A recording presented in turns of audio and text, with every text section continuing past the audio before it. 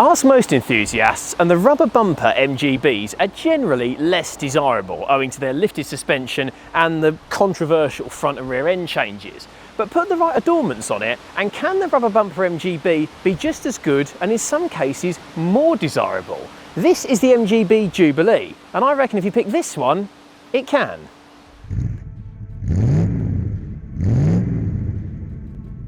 In 1975, MG didn't turn 50, it actually turned 51, but its first sports car to have any real success, known as Old Number 1, did turn 50, and to celebrate that, MG launched this, the BGT Jubilee. Now this was only for the British market and only in hatchback GT guys, because the GT had recently failed American admissions regulations, but we'll gloss over that. Now for your 50th anniversary MGB, you got some lovely adornments. Yes, you got the black rubber bumpers, but moving into the bigger picture, finished in fantastic British racing green, there was only one choice for it. Then for the 50th gold anniversary, these lovely gold decals down the side with an MG 50th anniversary octagon down there. That looks absolutely lovely, and it really does suit the MGB shape, flows nicely into it. You also got black windscreen surround, this one's now got a chrome surround on it, and these black door mirrors for the first time. And then moving down here, these Dunlop alloy wheels, which you might recognise as being the wheels for the BGT V8. MG actually had these stockpiled because in light of the high price and the high fuel consumption, the V8 wasn't selling very well. So they took those wheels, painted them gold and black, and they went onto this anniversary edition. Then moving further down the car, round the back, you got your standard MGB rubber bumper rear end, albeit with the tail end of that gold pinstripe tapered into it. So on the whole, a really nice looking MGB GT from the outside, and inside there were a few more bits. Always a bit snug in MGBs, but in here you got lots of nice bits for the Jubilee. Steering wheel from the V8, which we mentioned previously. You also got headrests, which weren't standard in MGBs. You got overdrive, you got a heated rear window, you got tinted glass. And this was the first ever MG to come from the factory with full carpets. Decadent luxury, I'm sure you'll agree. And then to commemorate your Jubilee edition, on the dashboard here, you got a numbered plaque. We'll have to show you a close-up of that, with what car number yours is at the 750 run, and the name of the person who ordered it originally. In this case, Mr. J. Wood. I'm going to hope his name wasn't Juliet. There were 750 Jubilee editions made for the UK market, although actually there were 751 cars produced. The 751st car was used for the press shots, but it was damaged on that shoot and obviously then couldn't be sold to customers. So they built another one, and that damaged car was used again. It was repainted in a different shade of green and used as a factory test mule to put the O series engine in the MGB, which of course never really materialised.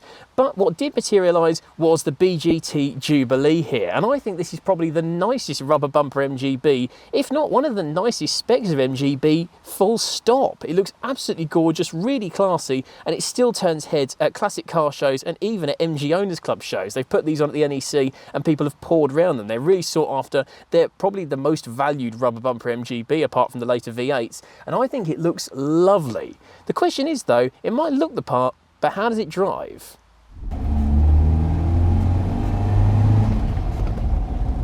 There's something about an MGB. You cannot drive one for months or even years, or even if you've never driven one before, and within a mile it just feels right.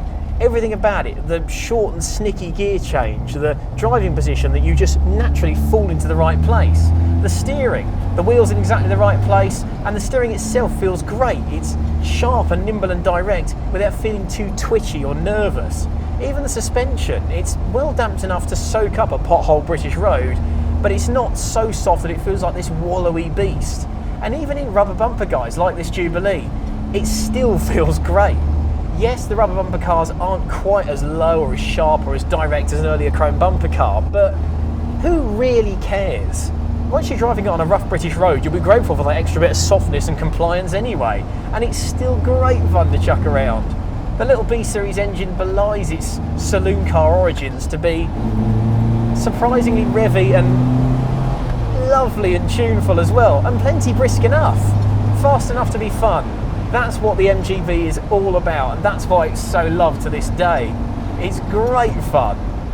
Even if you've never driven a classic car before, get into an MGB and within 5 minutes you can be flinging it around like a modern MX-5. Feels great. I love it. And if truth be told, I love the Jubilee. because it's the nicest rubber bumper MGB they ever made, in my opinion. It suits the shape of those bumpers the best, and all those little trinkets and adornments and details make it properly special. It looks tremendous, and even today it turns heads. The amount of people we've had come up to us and give us a thumbs up driving around in it. It feels great and it looks great.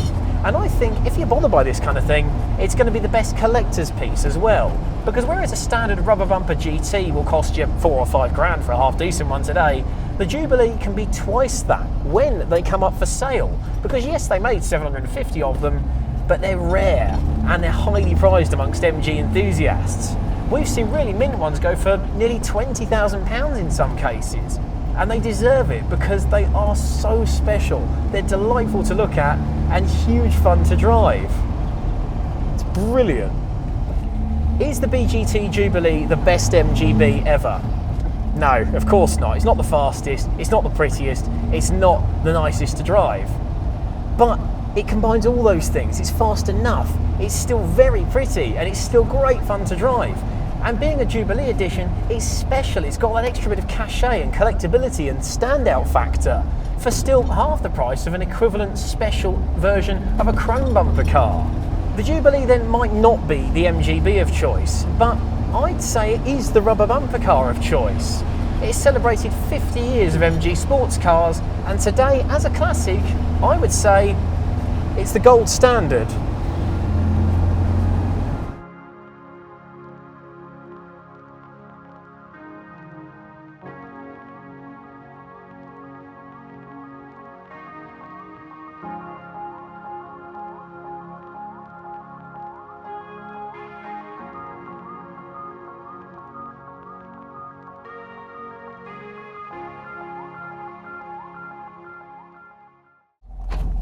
Is that reverse?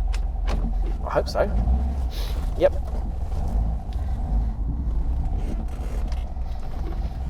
Oh God, no power steering. There we go.